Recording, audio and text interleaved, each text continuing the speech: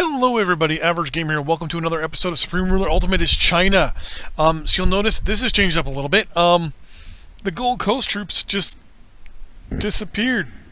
I don't know where they went.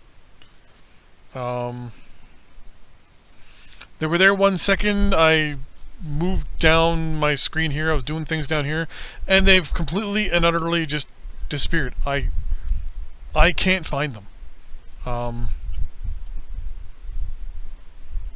Like, I don't know if they scrapped them or what. So what I've been doing as well is I actually gave them the technology as well to build. Let's do this. Give them the technology to build the units. I kind of wish I had the ability to, or if you could, for a country. What's this? Oh, that's no big deal. I kind of wish you had the ability to go into a country and build something for them. If you're allied with them, have a building rights and be like, hey, here's the deal. I want to build you land fort. I want to build for you factories on your territory to build military units that I have. And you use my capacity to build in your country my stuff. I would like that, but obviously it's not an option in the game right now. But yeah, I have no idea where those units left. They just disappeared. Whether they haven't shown up in the country yet, and I can't find them anywhere in the world. Because they should show up as green, right? Because they're allied to us. They're nowhere. They literally just disappeared. I know it's because they have no supply or something, but since they're in an allied country, you get automatically supplied by that country. So I really don't know what the plan is for that. But anyways, we're going to continue on with our little fortification here of our eastern side. Now, in between episodes, I actually did a little bit of a peace deal, or not a peace deal, a diplomatic deal with the Americans. I spent a lot of money and bought a plans for the Nike Hercules anti-aircraft missile system. It has a range of 165 kilometers. Now, that's a lot in this game. 165 kilometers, if we bring a line here, is this distance. It's 10 hexes. It has a range of 10 hexes. We can actually place them anywhere along our fortification and actually be able to strike down aircraft over Poland, shoot down aircraft over the Czech Republic, over Hungary, over Romania. That gives us that much firepower, that much ability. For example, if we place one here, we can actually go and engage targets right here. So just as they're getting ready to cross the border into the front to hit our units, we're already going to be hitting them with our anti-aircraft weapons. Now, my plan is to have three defensive lines of these missiles. The first line of these missiles are going to just cover, and the whole plan is to have them close to the border, but not enough that they can get engaged. So, for example, having them like here, here, and here, here. Locations where it's close to the border, where I can get rid of you. I want them in positions where they can shoot down aircraft once they've violated our airspace. Basically, is the main thing, right? Because once they violate our airspace, we can then shoot them down and have no problems. I then want to have a defensive line closer to the front, utilizing a different surface air missile, the DK-9. So this can only shoot down helicopters, basically. We want those guys as close to our front as possible because they can only go 23 kilometers. So if we use this little thing here as our thing, it can only go, well, basically 2 hexes is the furthest this thing can go. So the other option is to scrap the DK-9s and go with the HQ-2Js. They go 57 kilometers. So if we use this yet again as a shoot off point. 57 kilometers is about 3 to 4 hexes. So what my plan to do is this. Put these HQ2Js, kind of spatter them around a little bit within these regions. So for example, put like one here, basically where there's a town, put an HQ2J. Then on the other side of the river, or in this case the fortifications here, and most of these towns and little villages here, we're going to place the Hercules missiles, or the Hercules anti-aircraft system. So that way we have complete border defense. Basically, if you think about it this way, if we put a Nike Hercules there, with its range of 10 hexes, it can shoot down an aircraft just as it hits the border. So we'll have crazy defense. And we're going to put at least 2 of them in every single town and village close to the border on our side of our fortifications. So there'll be, what, 1, 2, 4, 6, 8, 10, 12, 14, 16, 18, 20, 22, 24, 8, 30, 2, 4, 6, 8, 10, 12, 14, 16. Yeah, we're going to have a ton. We're going to have a lot. So what we're going to do first then, we're going to actually build the easier ones, the HQ2Js. So basically we're just going to put 1 in each town. So it's what, 1, 2, 3, 4, 5, 6, 7, 8, 9, 10, 11, 12, 13, 14, 15, 16, 17, 18, 19, 20, 21, 22, 23, and 24. So we need 24 of these HQ2Js. Again, we'll take a second. We don't want them on repeat production because we don't really need them all that much. This should be 24. Now, Nike Hercules, I'm just going to immediately build at least twice as much. So I'm going to build 48 of these things. I mean, they take a long time to build, though. That's the catch-22. Actually, we might build like 50 or 60 of them. Because we're going to have 2 in each spot, so... And any second now, you should be clicking over. Any second now, you should be clicking over. There we go. 53. 60. Perfect. 60 is good for now. Just so we can kind of get things positioned, see where everything is, and then make our decisions from there. So we're going to unpause and let it do its thing. I'm still trying to figure out where those... where those units went.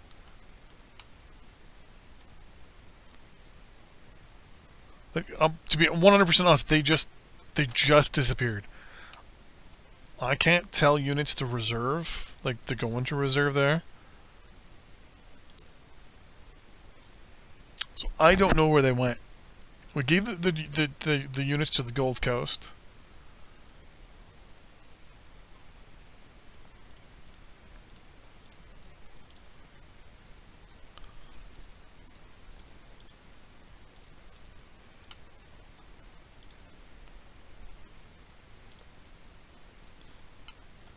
Interesting. If the Portuguese can do this, that tells me right there they have a treaty.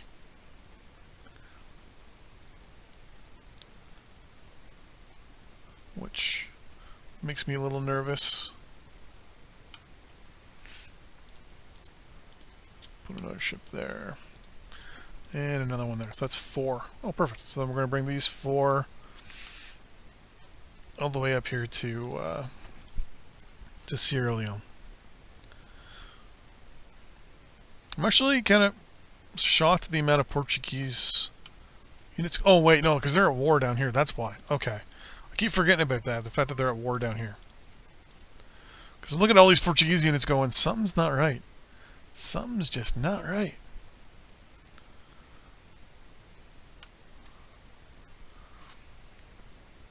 I wonder if this would actually open up Portugal for an invasion. Nah. But yeah, so I'm still trying to figure, like, I don't know where those units went. Like, that's just... It's just crazy. They just literally disappeared. Like, it was...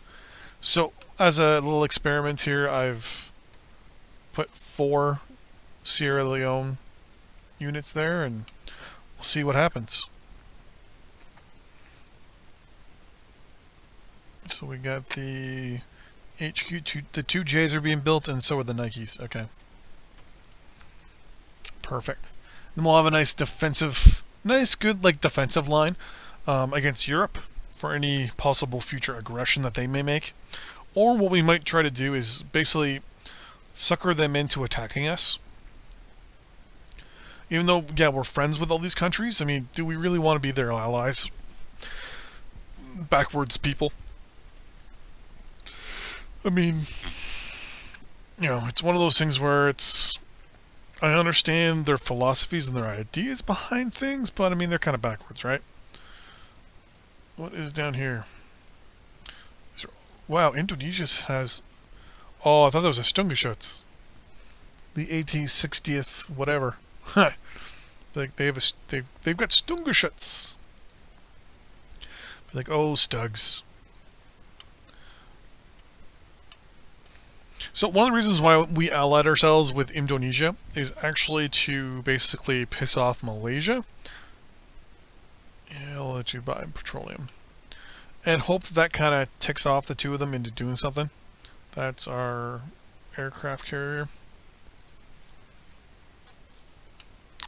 So by now, if those units were to be coming via ship to the Gold Coast, they should be here by now. And they're not. They're still missing, so... To be 100% honest, I have no clue what the fuck happened to those units. Oh!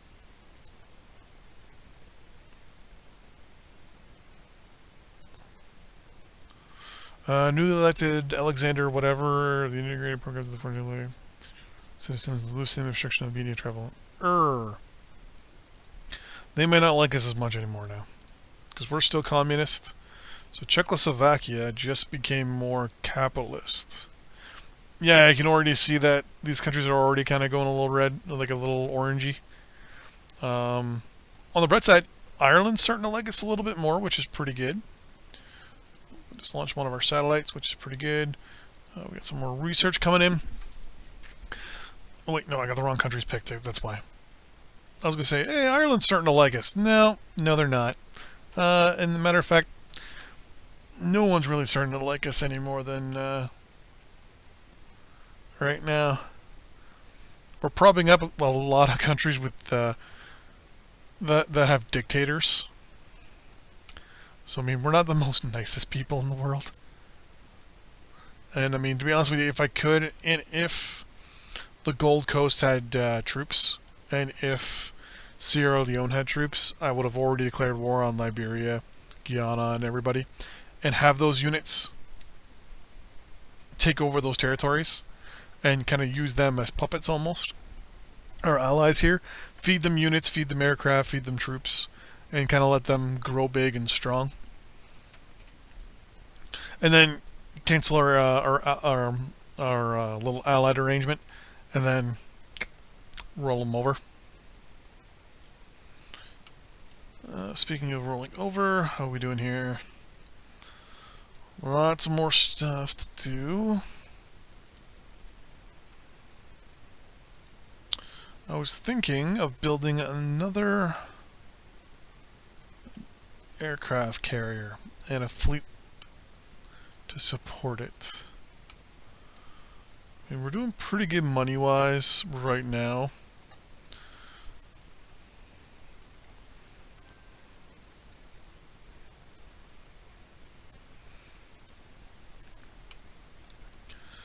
I was thinking of supporting South Africa go to war, but don't think they really need it at this point.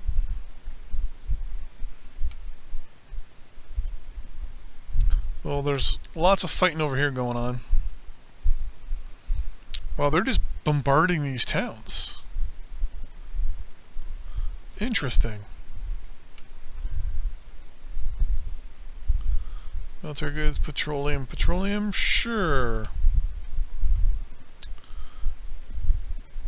Alright, so I guess, you know what, to be honest with you, I don't know what happened to those units. It's really, really bothering me that these units just disappeared.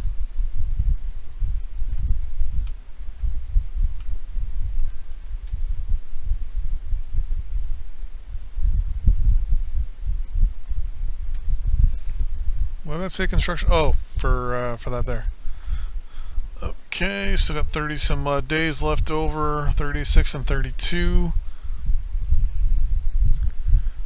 Military offer, perfect.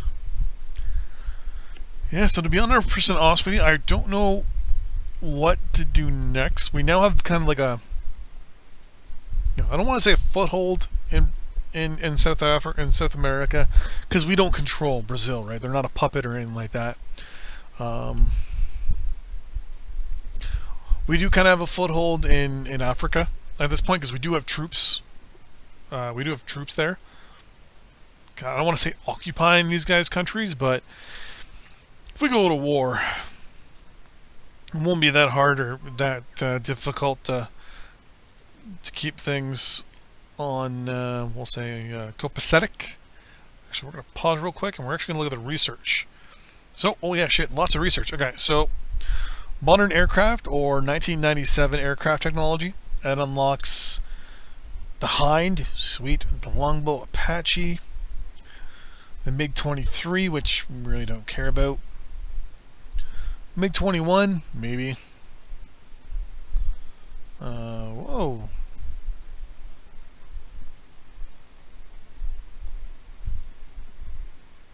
Tactical Eastern European bomber? Really? The 202 Fenric. Or Ferric.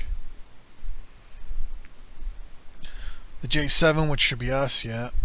Scorpion.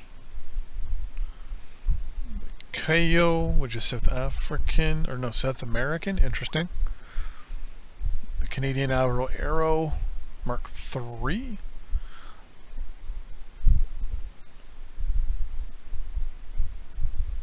Puma. Yin. The Attack Gripen. MiG-29 SMT. F-18 Hornet. The J-11 Naval Flanker. This might be very good that we're going to want. The FB-7. Sounds Japanese or Chinese for sure. The Flying Leopard. The H-8 strategic bomber. The J-Stars. Oh, if we could only get those from the Americans. The I-1 spotter. The Zon 2. Aircraft. Oh, aircraft carrier. This. Oh, that would be so good to get. Belgium, Netherlands patrol AWACS. The Wedge. Oh, this is the one we'd want if we could get it. This one too. The E-2 Hawkeye and the Boeing 737 Wedgetail AWAC would be good to get. The Dash 8 is basically just an E-2. And I think this is our variant of it. It's got 10 less kilometers for vision, so basically one less hex.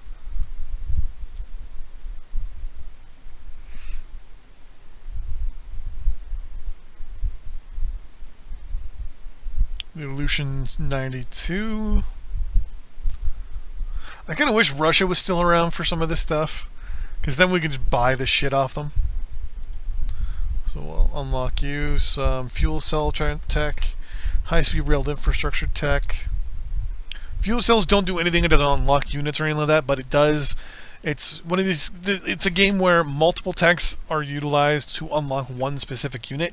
You can't just unlock a specific type of unit. So, for example, to get modern battle tanks like a M1A2 or Abrams, you'd have to unlock all the systems that incorporate into the Abrams, which are unlocked with previous stuff, which is pretty good. I like that. I like the whole step process of it, the whole thing. High-speed infrastructure that increases our infrastructure rating and reduces our infrastructure cost. Upgraded rail system does the same thing. Ooh, no, it actually increases the cost and the rating. Hurrah. Thermal electrochemical converters. Some more industrial fuel cell refit. Finished goods patrol. So the requirement for electricity goes up by 10%, but the requirement for goods for petroleum goes down by 10. That's pretty good. Clean coal. So coal production goes down 10%, but pollution levels also go down 10%. So basically it offsets the last thing we got about the classification, where our increase goes up by 15%. So it went up by 15, now it's going to drop by 10. So basically we have a net gain of 5 production, but we lose 10 pollution. Advanced composites. So composite plants get a production increase of 20%, and then now people are also going to be basically it's going to utilize 5% less ore as well. RFD chips, synthetic fuel. This is something we really want because this will help, as you can see, fuel cell technology for us to basically unlock. We can just generate fuel or petroleum on our own by building just a couple factories anywhere we want. Advanced recyclable materials, so that helps pollution, and facility construction is actually reduced by 5% for industrial goods. Upgraded agriculture, boom, output for agriculture is going to go up by 15% for this. And urban renewal, this means our law enforcement goes up by 8% and our infrastructure rating itself goes up by 4%. So yeah, this doesn't unlock anything either, but it has positive impact on our ratings. Our interceptor is the F1. It's supposed to be a 1997 ish aircraft. It's 73, so we're gonna have this thing 20 years before it actually came into service. The J7, it's a 2014 aircraft. We're gonna have it, 30 years advanced. Bunch of multi-role aircraft like the F1 Banshee here. That's a 2002 aircraft. The J-10 is 2003 aircraft. We're going to have that. The Naval Flanker, which is going to replace our current Demon. We're going to be launching a whole shit ton of those soon. And the F-7, 2001. We're going to be utilizing that. Strategic bombers, there's the H-8, which will replace our aging fleet of B-52s. And last but not least, the K-Gen 2000 AWACS. This is going to be replacing our current AWACS system. No ships and no missiles. Once this AWAC is good to go, we are laughing. And we're going to unpause. We're going to zoom in a little bit here. There we go. I was waiting to see these guys like all piled here, for example. And then that was going to kind of piss me off. I was going to be like, son of a bitch, they've been there the whole time. Speaking of there the whole time. Okay, so our air defense network systems, our air defense systems are almost built. 30 some odd days, so basically a month, and they will all be built. So the next episode, they'll be completely built up. We should get really close to our AWACS, our newer AWACS, and our newer bombers and fighters to be rolled out, which means we'll have the ability to sell off our older stuff. Or even just scrap it. What I might do is try to sell it to a bordering country to try and make them a little happier. I might actually ship a lot of these things down here to like the Vietnam area and sell a lot of this stuff to Indonesia and make it a powerhouse for the Air Force. That's crazy powerful down here to kind of offset and mitigate Malaya a little bit. And also that way they can help us if we ever decide to have some problems here with Australia. And they'll be able to help us when we go to war with the Philippines. And even do airstrikes against the Americans. So until then, see you guys next time. Bye-bye.